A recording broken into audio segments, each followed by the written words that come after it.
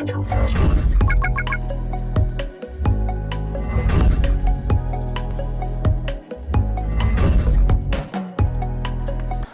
मी संदीप काळे.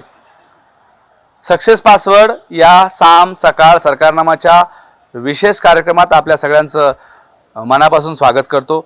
मी दर शनिवारी एका अशा मान्यवर व्यक्तींना आपल्यासाठी घेऊन येत असतो ज्यांचा वेगळा इतिहास आहे, ज्यांनी वेगळं काम केलं, ज्यांनी वेगळी चळवळ उभी केली आहे आणि त्या व्यक्तीची महाराष्ट्राला ओळख व्हावी, देशाला ओळख व्हावी हा उद्देश या सक्सेस पासवर्ड या शोच्या माध्यमातून असतो. आणि मला खूप आनंद वाटतो की आपण खूप छान प्रतिसाद या शोला दिला.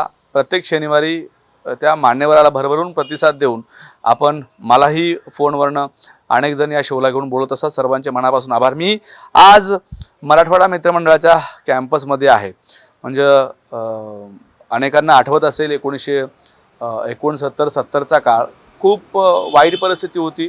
एज्युकेशनसाठी खूप अडचणी जायच्या, शिक्षणासाठी, राहण्यासाठी. आणि मोठ्या शहरात यायचं, काहीतरी वेगळं करायचं असं असेल तर कोणाच्या ओळखीने यायचं, कोण मदत करणार हा प्रश्न होता.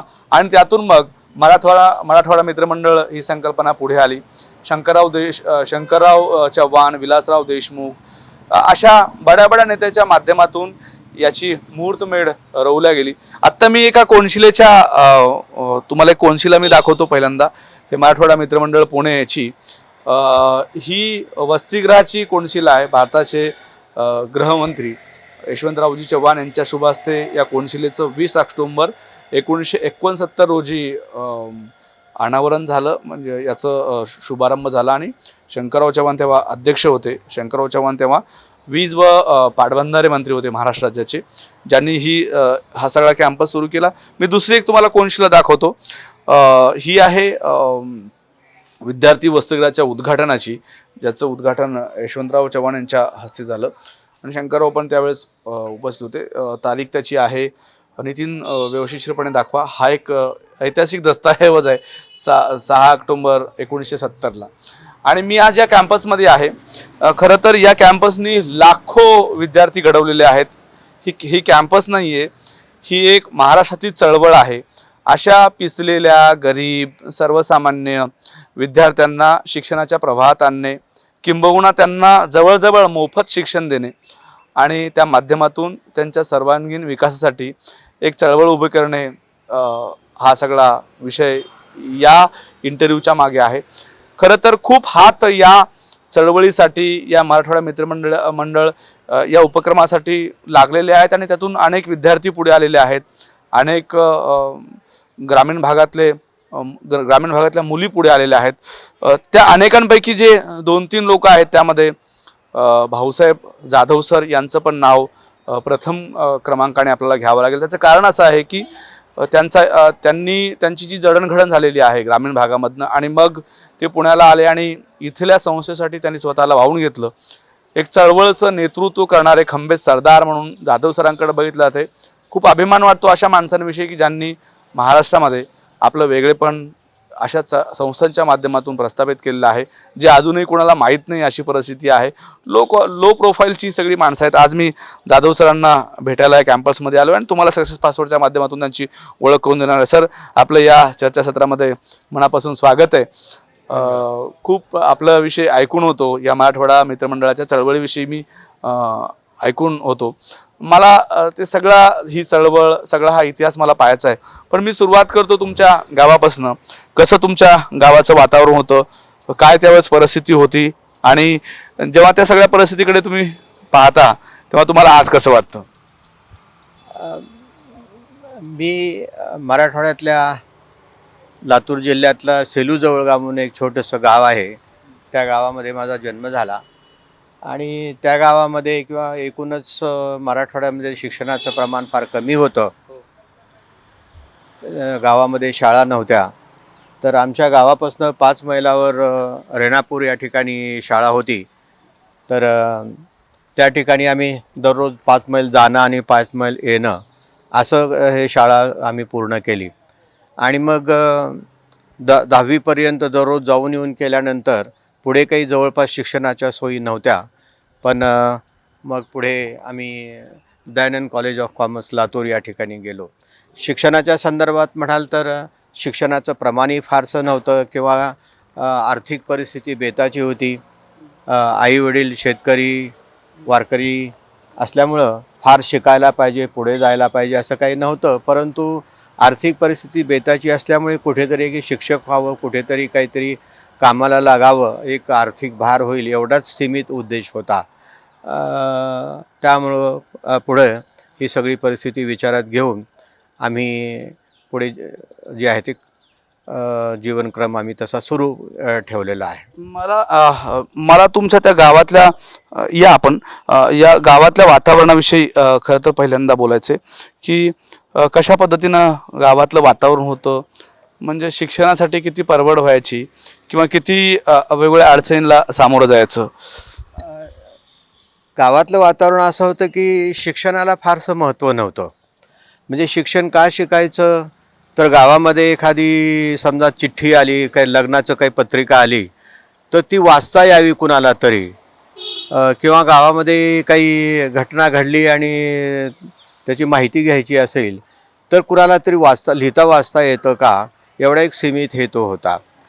किंवा दुसरं म्हणजे दुसऱ्या गावी जायचं असेल तर त्याही ठिकाणी जाता येता कुठेतरी थोडासा शिक्षणाचा उपयोग कशा पद्धतीने होईल. आणि गावाच्या लांब जाणं किंवा असं काही नव्हतं. फक्त शिक्षण म्हणजे काही एका सीमित हेतूनं कुठं नोकरी छोटी मोठी मिळाली तर घरदाराचं उत्पन्न वाढेल एवढाच एक सीमित हेतू त्यावेळेला होता. त्यामुळं असं उच्च शिक्षण घेणं आणि काही असं ते गावात वातावरणही नव्हतं आणि तशी काही माणसं शिकलेलीही नव्हती.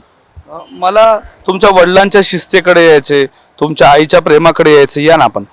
तर वडिलांची घरची शिकवण कशी होती, कसे वडील तुमच्यावर संस्कार टाकायचे आणि त्यावेळेस नेमकं काय वाटायचं की वडील म्हणतात ते खरं आहे, आपण तसं ऐकायला पाहिजे, करायला पाहिजे. आई वडील दोघंही शेतकरी होते आणि विशेष म्हणजे दोघंही वारकरी होते. वारकरी संप्रदायाचं असल्यामुळे आई वडिलांचे संस्कार किंवा भावांचे संस्कार असे होते की आपण प्रामाणिकपणे काम करावं, आयुष्यामध्ये सचोटीनं वागावं, आणि वारकरी संप्रदायाचे असल्यामुळे अध्यात्माचे प्रत्यक्ष अप्रत्यक्ष जे आहे ते संस्कार होत असत. त्यामुळं परमेश्वर ठरवेल त्या पद्धतीनं आपली जीवनक्रम होत असतो. फक्त श्रद्धा ठेवावी आणि आयुष्यात पुढे जावं असं त्यांची कल्पना असे. आणि आणखीन एक वैशिष्ट्य म्हणजे सहज ते एक नीतिमूल्याचे धडे द्यायचे की अभ्यास करावा, प्रामाणिकपणे पुढे जावं, कधी गावामध्ये खोटं बोलू नये, चोरी करू नये, असे सहजतेनं जे आहे ते शिकवण असायची. त्याला वेगळं काही करावं लागणार नाही. पण त्या गावातली जडणघडणच अशी होती, साधेभोळे लोक होते आणि एकमेकाकडं पाहण्याचा दृष्टिकोन वेगळा होता, विधायक होता, कुणी कुणाचं वाईट करत नसे आणि सहजतेनं जीवन जगत असल्यामुळे वेगळ्यासाठी काही असं काही करावं लागलं असं वाटत नाही. त्यामुळे या चांगल्या वातावरणामध्ये, निकोप वातावरणामध्ये आयुष्य पुढे नेण्याची संधी त्या ठिकाणी मिळाली. मराठवाडा मित्रमंडळाचं सगळं काम महाराष्ट्राला माहीत आहे, सगळ्या मराठवाड्याला माहीत आहे. कशी सुरुवात झाली या मराठवाडा मित्रमंडळाची आणि एकूण त्याचं कामाचं स्वरूप सुरुवातीच्या काळात कसं होतं? मराठवाडा मित्रमंडळाची सुरुवात 1967मध्ये झाली. कारण त्यावेळेला जे पाटबंधारी मंत्री होते शंकरराव चव्हाण साहेब, त्यांना मराठवाडा मित्रमंडळाच्या संदर्भामध्ये पुणे येथे स्थायिक झालेल्या लोकांनी अशी कल्पना दिली की मराठवाड्यातले अनेक मुलं मुली जी आहे ते शिक्षणासाठी पुण्यामध्ये येतात, पण आल्यानंतर इथे राहण्याचा प्रश्न निर्माण होतो. त्यामुळे वेगवेगळ्या महाविद्यालयामध्ये हुशार विद्यार्थ्यांना प्रवेश मिळतो, गरीब विद्यार्थ्यांना प्रवेश मिळतो, पण केवळ राहायची सोय नसल्यामुळे अडचणी निर्माण होतात किंवा शिक्षण सोडून परत जावं लागतो, अशी परिस्थिती त्यावेळेला होती. आणि म्हणून मग अनेक लोकांनी त्यांना विनंती केली की पुण्यामध्ये स्थायिक झालेल्या लोकांनी, विशेषतः त्यावेळेला स मा गर्गे, अण्णासाहेब मुंगळे, त्यानंतर शिवाजीराव गणगे, हे सर्व मंडळी आणि अशा अनेक दिग्गज मंडळी त्यावेळेला पुण्यामध्ये स्थायिक झालेली होती, की माधवराव सूर्यवंशी होते, डॉक्टर बिराजदार होते. या सगळ्या लोकांनी एकत्र येऊन चव्हाणसाहेबांना एक विनंती केली, आपण या ठिकाणी एक वसतिगृह स्थापन करावं. आणि मग चव्हाणसाहेबांनी सुद्धा या ठिकाणी पाटबंधारे खात्याची जी जागा होती ती त्यांच्या प्रयत्नाने मिळाली आणि वसतिगृहाचं काम जे आहे ते 69ला सुरुवात झालं. त्यावेळेला भारताचे गृहमंत्री असलेले यशवंतरावजी चव्हाण साहेब त्यांच्या हस्ते ह्या कोनशिला समारंभ झाला आणि 2 वर्षांनी नंतर जे आहे ते 1970ला एक पहिला मजला बांधला गेला. अशा पद्धतीने सुरुवात झाली.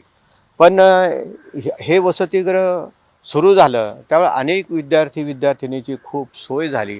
त्याचं कारण असं की जे इथं येऊ शकले आणि शिकू शकले त्याच्यातून अनेक जण जे आहे ते मोठमोठ्या पदावर वेगवेगळ्या पदावर ते गेलेले आहेत. हे अनेक लोकांचं आता म्हणणं असं आहे की हे वसतिगृह नसतं तर आम्ही आयुष्यात शिकू शकलो नसतो किंवा पुढं गेलो नसतो. तर साधारण 70पासूनचा हा कालावधी आपण जर विचार घेतला तर मराठवाड्याच्या दृष्टिकोनातून खूप मोठ्या प्रमाणावर हे काम घडलेलं आहे. ओके. सर मला 2-3 विषय आपल्याशी या ना आपण 2-3 विषय आपल्याशी महत्त्वाचे बोलायचे आहेत. एक तर या संस्थेशी मला अप्रोच व्हायचं. या संस्थेला मी एक विद्यार्थी आहे जो ग्रामीण भागातला आहे. मला शिक्षणासाठी माझ्याकडे पैसे नाही आहेत अशी अवस्था आहे. तर मग या संस्थेशी विद्यार्थ्यांनी अप्रोच कसं व्हायचं? या संस्थेची अप्रोच होणं फार सोपं काम आहे. कारण ज्याला पुण्यामध्ये एखाद्या महाविद्यालयामध्ये किंवा आपल्या संस्थेच्या महाविद्यालयात म्हणजे प्रवेश जर मिळाला आणि त्याला वसतिगृहात प्रवेश घ्यायचा असेल तर वसतिगृहातला प्रवेश हा फक्त आणि फक्त मेरिटवर दिला जातो. आणि दुसरा एक क्रायटेरिया असा आहे की तो गरीब होतकरू आणि ग्रामीण भागातला आणि मराठवाड्यातला पाहिजे, हे वसतिगृहापुरतं. आणि ह्या जर क्रायटेरिया त्यांनी फुलफिल केल्या तर मग मला वाटतं त्याला आर्थिक किंवा कुठले प्रश्न जे आहेत ते संस्था निर्माण होऊ देत नाही. समजा एखादा विद्यार्थी आहे आणि तो मेरिटचा आहे पण त्याच्याकडे फीसाठी पैसे नाहीत किंवा वसतिगृहाची किंवा अन्य कुठल्या संदर्भात काही अडीअडचणी आहे, ती संस्था पुढे येऊन अनेक मुलांच्या फी माफ करणं, वसतिगृहात फुकट ठेवणं किंवा त्याच्या भोजनाची सगळी व्यवस्था करणं, अशा अनेक गोष्टी अनेक विद्यार्थ्यांच्यासाठी केलेल्या आहेत. संस्थेनं की बजेटमध्ये साधारणपणे अशी तरतूद केलेली आहे की दरवर्षी साधारण 50-1 लाख रुपयापर्यंतची फी जी आहे ती संस्था अशा विद्यार्थ्यांसाठी रक्कम बाजूला ठेवते.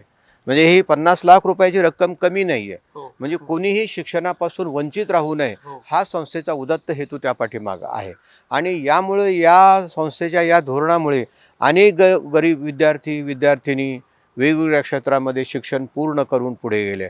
म्हणजे शिक्षण पैसे नाहीत म्हणून शिक्षण नाही हा प्रकार या संस्थेच्या बाबत कधी घडला नाही. आणि मी असं म्हणेन की या संस्थेचं जे ब्रीदवाक्य आहे की येथे बहुतांची हितं, हे बहुतांचे हित लक्षात घेऊन हे हित जोपासण्यासाठी किंवा हे ध्येय पूर्ण करण्यासाठी संस्थेने प्रयत्न केलेला आहे आणि अजूनही प्रामाणिकपणे ही संस्था पूर्ण करत आहे. सर मला मी तुम्हाला सगळ्यांना परत एकदा सांगतो की आपण हा सक्सेस पासवर्ड का करतोय.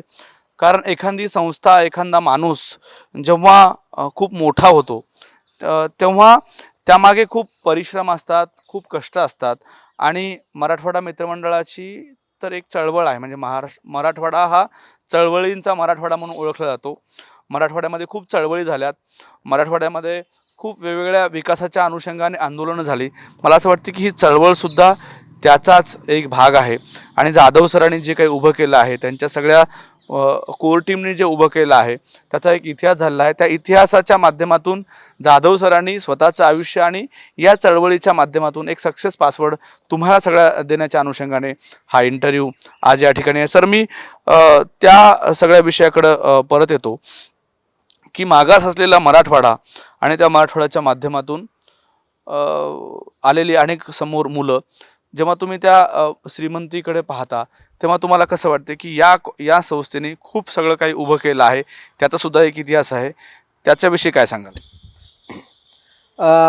खरोखर एक या ठिकाणी मला समाधान वाटतं की या संस्थेने 1967 पासून आजपर्यंत जे काम केलेलं आहे खूप भरीव काम झालेलं आहे.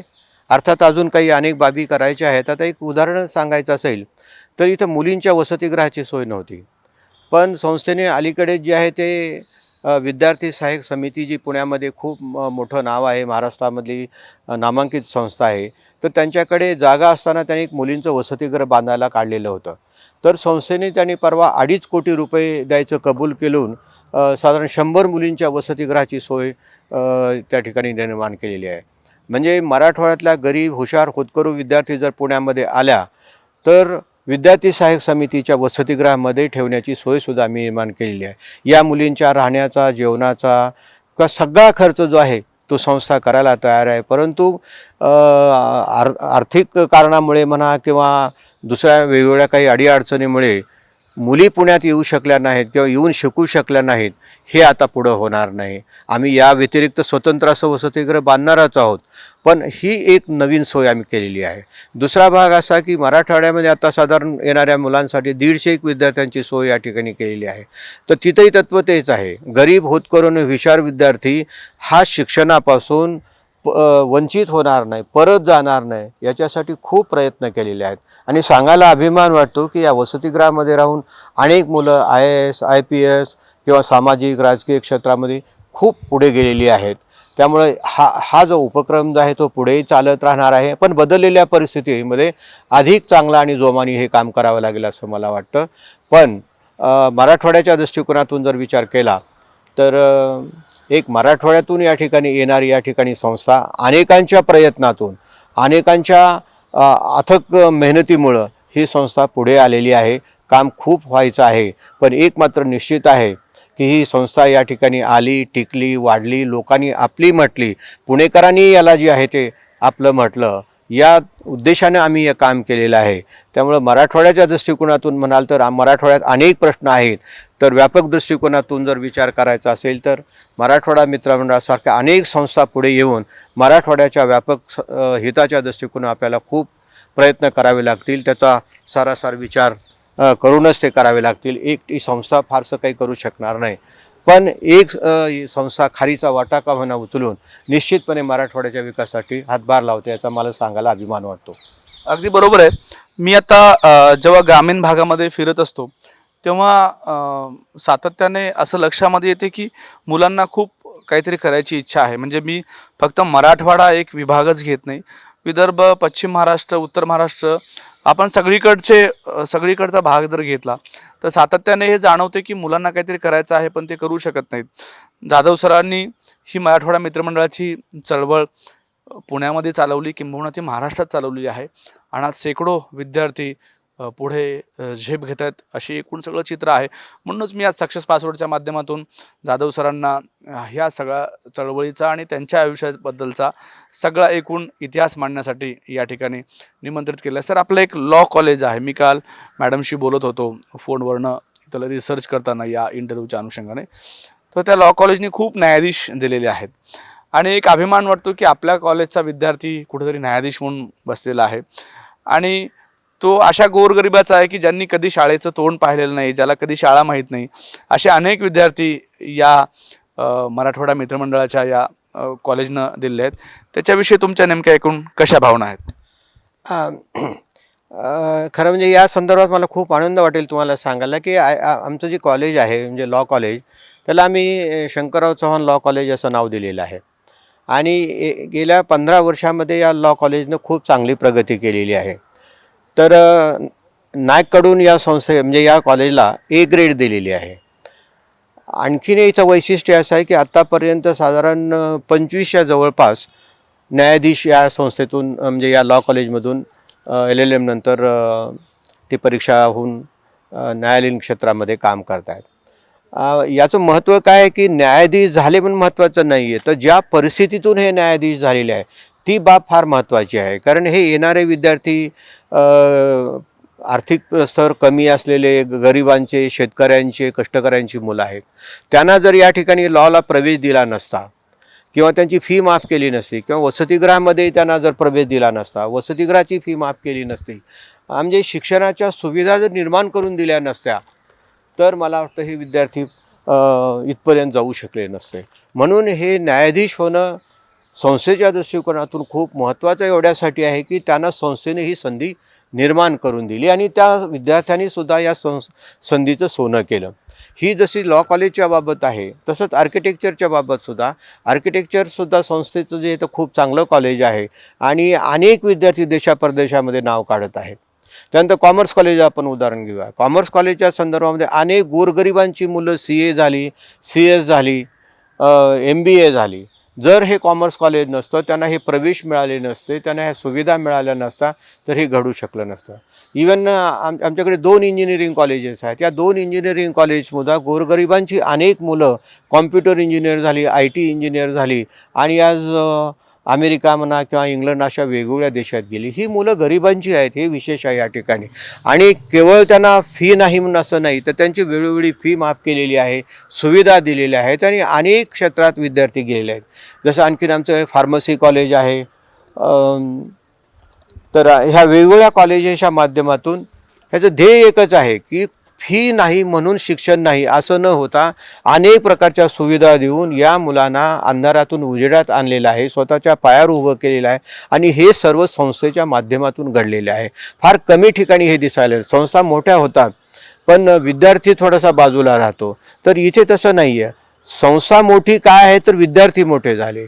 विद्यार्थी मोठे का झाले तर या ठिकाणचं जे व्यवस्थापन आहे, या व्यवस्थापनाचं मन मोठं आहे किंवा व्यापक आहे आणि त्यांनी हे लक्षात ठेवलेलं आहे की संस्थेचं जे उत्पन्न आहे ते विद्यार्थ्यांच्या विकासासाठी पूर्णपणे खर्च झाले पाहिजे. या मानसिकतेतून हे व्यवस्थापन असल्यामुळं त्यांचं हे कौतुकास्पद आहे. मी केलं असं मला या ठिकाणी कधीही वाटत नाही, कारण अनेक संस्थांमध्ये एक व्यक्ती कधीच काही करू शकत नाही, पण त्याला करू देणारे, त्याला सपोर्ट करणारी मनापासून माणसं असतात.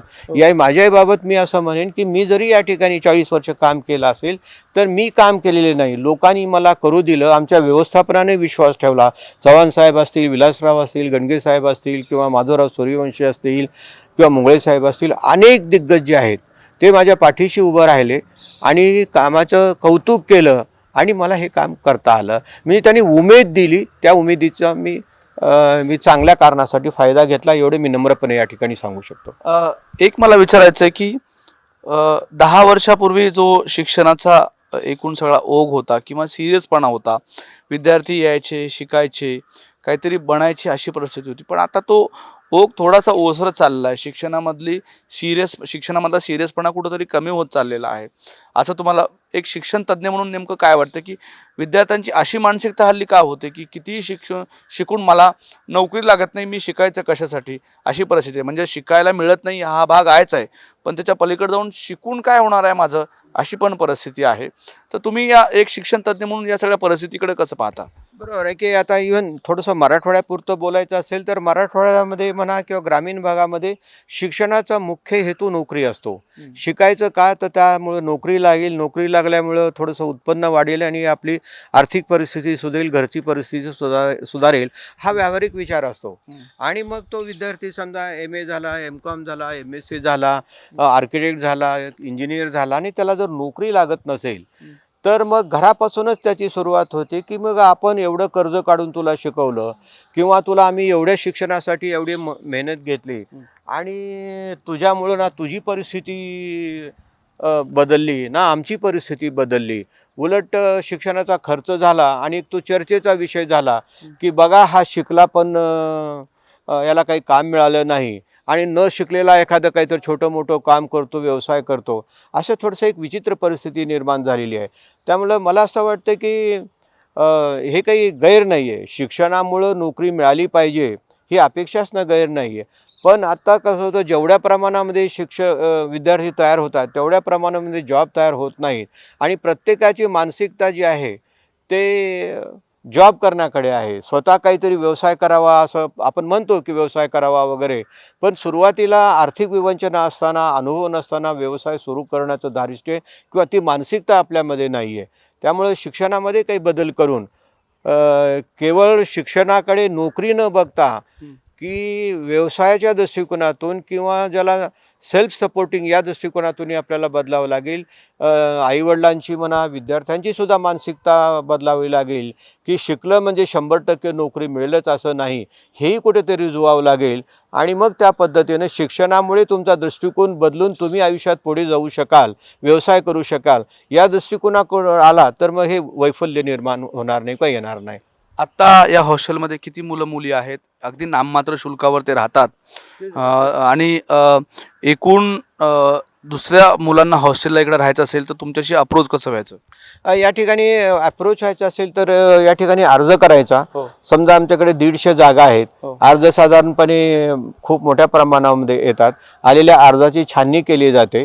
त्यांचे इंटरव्ह्यू होतात आणि छाननी आणि इंटरव्ह्यू घेत असताना त्याचं क्रायटेरिया एकच आहे की त्याचं आत्तापर्यंत शिक्षणामधलं करिअर कसं आहे, त्याची गुणवत्ता कशी आहे आणि गुणवत्ता आणि त्याची आर्थिक परिस्थिती ह्या 2 निकषावर जे आहे ती विद्यार्थ्यांची निवड केली जाते. बाकी दुसरंही कुठलंही काही नाही आहे. त्याच्याकडे आर्थिक परिस्थिती बेताची असली तरी संस्था ते बेर करते आणि अनेक विद्यार्थ्यांना या ठिकाणी फी न घेता सुद्धा वसतिगृहामध्ये प्रवेश दिला जातो. पण त्याची आर्थिक गुणवत्तेपेक्षा त्याची शैक्षणिक गुणवत्ता चांगली सकस असणं गरजेचं आहे. एवढ्या एका कारणामुळं किंवा एका ह्याच्यामुळं आम्ही प्रवेश देतो. बाकी कुठल्याही अट या ठिकाणी नाही आहे. खरं तर आपला हा कार्यक्रम जो आहे तो सक्सेस पासवर्ड आहे, जो कोणातरी एका व्यक्तीच्या भोवती फिरतो. मला आज व्यक्ती आणि संस्था असं मी दोन्ही घेतोय. मला आत्ता सर तुमच्याविषयी वैयक्तिक माहिती हवी आहे की तुमचं एज्युकेशन, तुमची फॅमिली, मुली, घरी कसा एकूण परिवार आहे आणि ती माहिती देत असताना त्यांना तुम्ही उभं केलेल्या या कामाविषयी काय वाटतं? माझी पत्नी सौ रंजना ही ज्यावेळेला लग्न झालं त्यावेळेला 12वी झालेली होती किंवा फर्स्ट इयर BAचं काहीतरी वर्ष असेल. पण ते कौतुकास्पद आहे की लग्न झाल्यानंतर असं कोणी शिक्षण पुढे घेत नाही, परंतु ती पुढे प्रयत्न करून BA झाली, MA झाली, B.Ed झाली, B.Lib झाली, M.Lib झाली आणि PhD केलेलं आहे. तर हे वैशिष्ट्य कौतुकास्पद आहे. म्हणजे शिक्षणाची संधी मिळाली, त्या संधीचं सोनं केलं. पुढे याच महाविद्यालयामध्ये तिने वाणिज्य महाविद्यालयात लायब्ररियन म्हणून काम केलं. पुढे आर्किटेक्चरमध्ये लायब्ररियन म्हणून काम केलं आणि लॉ कॉलेजमध्ये लायब्ररियन म्हणून काम केलं. ह्या लायब्ररी सेटअप केल्या सगळं आणि हे सर्व सुरुवातीला नाममात्र मानधनावर हे काम केलं. त्यामुळं खूप कौतुक आहे या गोष्टीचं. मला 3 कन्या आहेत. पहिली कन्या आसावरी डॉक्टर आहे, इथेच पुण्यामध्ये प्रॅक्टिस करते. दुसरी कन्या MS स्कूल एज्युकेशनमध्ये एज्युकेशन सायकोलॉजिस्ट आहे. तिला US गव्हर्नमेंटची स्कॉलरशिप मिळालेली होती आणि त्यामुळं मग तिकडे तिनं युनिव्हर्सिटी ऑफ डेटनमधून MS केलेलं आहे आणि ती आता काउन्सिलर म्हणून काम करते. आणि तिसरी मुलगी जी दुसऱ्या मुलीचं नाव मी धनश्री ज्यांना सांगितलं, ते तिसरी जी आहे ते शरयू, ती LLM झाली.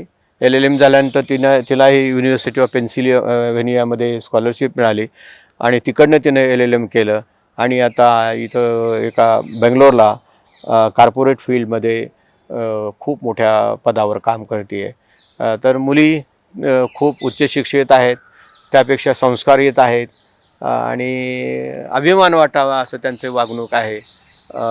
जावाईही आपापल्या क्षेत्रामध्ये खूप दिग्गज आहेत, IT क्षेत्रामध्ये काम करतात आणि त्यांची फॅमिली खूप संस्कारित आणि वेल टू डी क्षेत्रातले आहेत. त्यामुळे माणसं चांगली आहेत, त्याचा आनंद वाटतो. आजकाल अशी माणसं मिळणं, अशा मुली मिळणं फार. या मराठवाडा मित्रमंडळामध्ये जेव्हा तुम्ही सगळं काम करत असताना असे काही अनेक किस्से घडले असतील की ज्या किस्स्याच्या माध्यमातून तुम्हाला आजही ते किस्से आठवत असतील की तो काहीच करू शकत नव्हता मुलगा किंवा ती मुलगी काहीच करू शकत नव्हती, परिस्थितीत नव्हती, पण तुम्ही त्यांना आधार दिला आणि ती मोठी झाली. असे काही आम्हाला किस्से तुमच्याकडनं ऐकायला मिळतील का? जरूर. आता एक किस्सा असा सांगतो की एक मुलगी B.Com झाली आणि B.Com झाल्यानंतर त्या मुलीला कोड होतं. म्हणजे सुरुवातीला तिच्या डोक्यात असा एक विचार घोळत होता की आत्महत्या करायची, कारण घरचे म्हणतात की तुझं लग्न कसं होणार आणि तुझं काय, तू पुढं काय उपयोग नाही असं तसं. पण ती मला कसं तरी समहाऊ कॉन्टॅक्ट झाला आणि मी तिला सांगितलं की तू शिक्षण घे पुढे. तर ती मुलगी पुढे MCM झाली, म्हणजे आमच्या माध्यमातून MCM झालून नोकरीला लागली आणि तो विचार तिनं सोडून दिला. तर हे एक फार वेगळेपण वाटतो की आपल्या माध्यमातून एक जीव आपण वेगळ्या मार्गाला लावू शकलो, हा एक भाग झाला. दुसरा भाग जो आहे, एक विद्यार्थी आपल्या वसतिगृहामध्ये होता आणि घरची परिस्थिती अत्यंत बेताची होती तर आम्ही त्या विद्यार्थ्याला वसतिगृह फुकट दिलं, लॉला फुकट प्रवेश दिला. शेवटपर्यंत ते सगळे प्रयत्न करून तो झाला आणि आता तो न्यायाधीश म्हणून काम करतोय. आणि तो प्रत्येक वेळेला येऊन एकच म्हणतो की बाबा तुम्ही हे नसता, म्हणजे हे जर महाविद्यालय नसतं तर मी काही आयुष्यामध्ये उभं राहिलो नसतो, मी काही न्यायाधीश झाला नसतो. किंवा एक मुलगा असा आहे की ज्याला 11वी कॉमर्सला आम्ही प्रवेश दिला आणि शेवटपर्यंत फुकट प्रवेश दिलेला आहे त्याला, तो मुलगा CA झाला. एका गरीब शेतकऱ्याचा मुलगा CA होणं आमच्या दृष्टिकोनातून फार महत्त्वाचं, आणि तेही परिस्थिती नसताना हे प्रसंग फार कमी घडतात. आणखीन मी माझ्या आयुष्यामध्ये एक काम केलं की कुठलाही क्षेत्रातला, कुठल्याही जाती जमातीचा, कुठल्याही भागातला गरीब मुलगा मुलगी असेल तर आम्ही त्याची फी पूर्ण माफ करायचो. अशा अनेक मुलं घडली, मोठी झाली, वेगवेगळ्या बँकेमध्ये गेली, सामाजिक क्षेत्रात गेली, राजकीय क्षेत्रामध्ये गेली, आणि असं म्हणतात की बाबा या कॉलेजमध्ये आम्ही मोठं झालो, या कॉलेजनं आम्हाला संधी दिली नसती तर आम्हाला आयुष्यात काही करता आलं नसतं असं मला वाटतं. एक प्रसंग म्हणून या ठिकाणी सांगतो की मी पूर्वी रिक्षाने यायचो. तर एकदा रिक्षाने येत असताना एका रिक्षात बसल्यानंतर तो रिक्षावाला म्हणाला की, मी असं म्हणालो की मराठवाडा मित्रमंडळात जायचं आहे. बसल्यानंतर तो म्हणाला की हो मराठवाडा मित्रमंडळात चाला, मला जाधव सरांना बघायचं आहे. तर मी म्हणलं अरे बा काय जाधव सरांना काय बघायचं आहे तुला? नाही हो, आमच्या झोपडपट्टीमधल्या अनेक मुलींना फुकट शिक्षण दिलेलं आहे आणि आमच्या अनेक मुली बँकेत इकडं तिकडं काम करत आहे म्हणून त्यांना बघायचं आहे असं म्हणलं. मी इथं आल्यानंतर उतरल्यानंतर ये तुला जाधव सर दाखवतो म्हणलं. आत नेलं, त्याला चहा पाजला, नमस्कार केला, मी जाधव सर आहे म्हणला. तर मी आधी का सांगितलं नाही, तर त्याला आधी सांगितलं असतं तर त्याने पैसे घेतले नसते.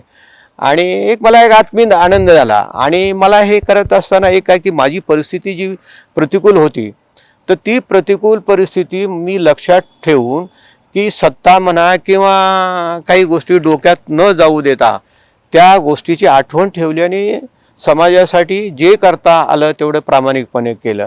आणि ह्या वाटचाली मला संस्थेच्या सर्व पदाधिकाऱ्यांनी, सर्व संबंधितांनी, प्राध्यापकांनी साथ दिली. एक मनुष्य आयुष्यात काही करू शकत नाही. या सगळ्यांचं, इव्हन पुण्यामध्ये सुद्धा अनेक संस्था असतील, व्यक्ती असतील, त्यांचं खूप सहकार्य मिळालं. मी अनेक संस्थांशी निगडीत आहे.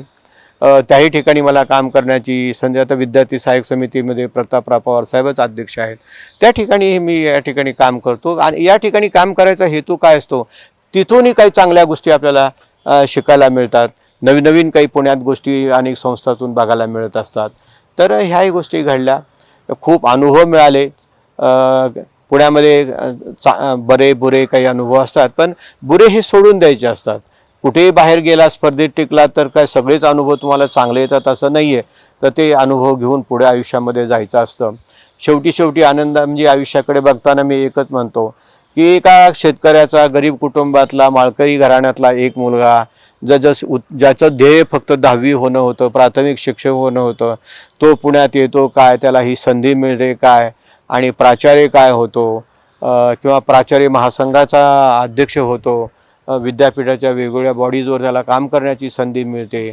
ज्याला महाविद्यालयात जाता येईल का नाही शंका होती, त्याला एवढी मोठी 15-20 महाविद्यालय उभं करता येतात. ती चालवून ती लोक चांगले म्हणतील इथपर्यंत करता येतात. एक अभिमान वाटतो, आनंद वाटतो या ठिकाणी. हे परमेश्वराने आपल्या हातून घडवून घेतलं आणि मराठवाडा मित्रमंडळाच्या माध्यमातून हे घडलं, विशेष आहे मला वाटतं. मला अजून दोन प्रश्न विचारायचे आहेत. एक प्रश्न विचारतो आत्ता आणि मग मी समारोपाकडे जातो. मला एक प्रश्न विचारायचा आहे की या संस्थेची अजून एक खासियत आहे, ती म्हणजे ही संस्था मदत कोणाची घेत नाही अशी एक असं मी रिसर्च करताना अनुभवलेलं आहे.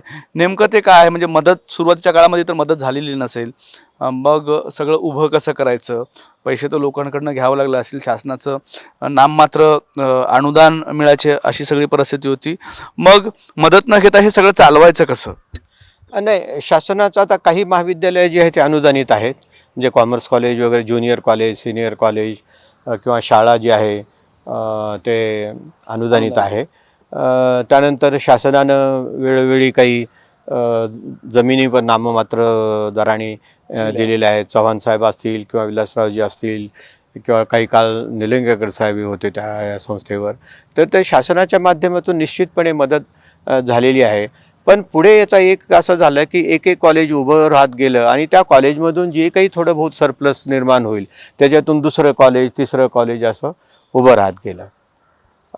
त्यामुळं संस्थेने स्वतः किंवा मध्ये जे बँक ऑफ इंडियाचं आम्ही साधारण 25 कोटी रुपयाचं कर्जही काढलं होतं. हो. पण ते कर्ज आम्ही वेळेत फेडलं. कारण बँका कर्ज देत नाहीत शैक्षणिक संस्थांना, यांचं पुढं शेवटी काय घ्यायचं म्हणून. पण ते बँकेचे मॅनेजरच म्हणाले की 10 वर्षाचं कर्ज काढलं पिरियडसाठी आणि 7 वर्षात फेडलं, ही एक वेगळी संस्था आहे.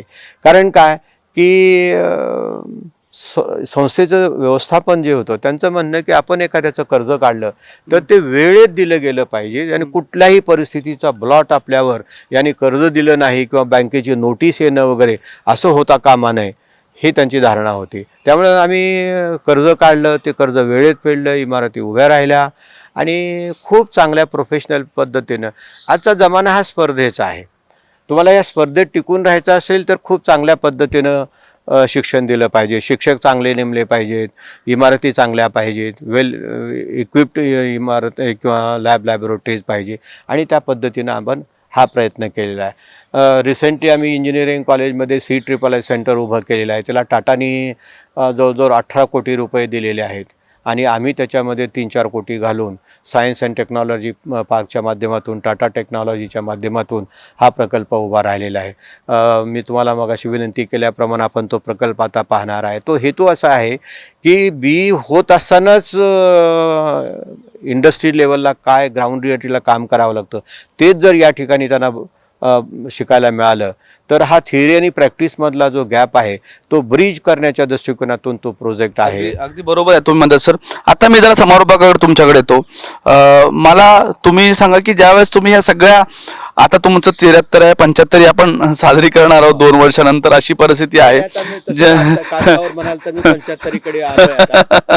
आता असं आहे की जेव्हा तुम्ही या सगळ्या मागच्या प्रवासाकडे पाहता तेव्हा तुम्हाला काय वाटतं, सक्सेस कसा आहे, कसा सक्सेस तुम्ही मिळवला, काय तुमच्या सक्सेसचे पासवर्ड होते आणि ते आत्ता येणाऱ्या युवा पिढीने कसे घेतले पाहिजे, तुमचा आदर्श युवा पिढीने कसा घेतला पाहिजे? मी असं म्हणेन की हे सक्सेस जे आहे ते प्रामाणिकपणा, सचोटी, मेहनत आणि आपलं ध्येय निश्चित पाहिजे की आपण समाजासाठी काम करतोय आणि ते करण्यासाठी आपल्या स्पष्टता पाहिजे, निस्वार्थीपणा पाहिजे. आपण समाजासाठी खरंच काम करतोय आहे हे लोकांना दिसलं पाहिजे आणि हे करत असताना आमच्या व्यवस्थापनाने 100% विश्वास माझ्यावर टाकला. फार कमी महाविद्यालयामध्ये, फार कमी संस्थेमध्ये हा प्रकार दिसून येतो. अनेक संस्थांमध्ये मतभेदाची कारणं वेगळी असतात, तो मोठा मी मोठा असतो, सत्तेची काही गणितं असतात.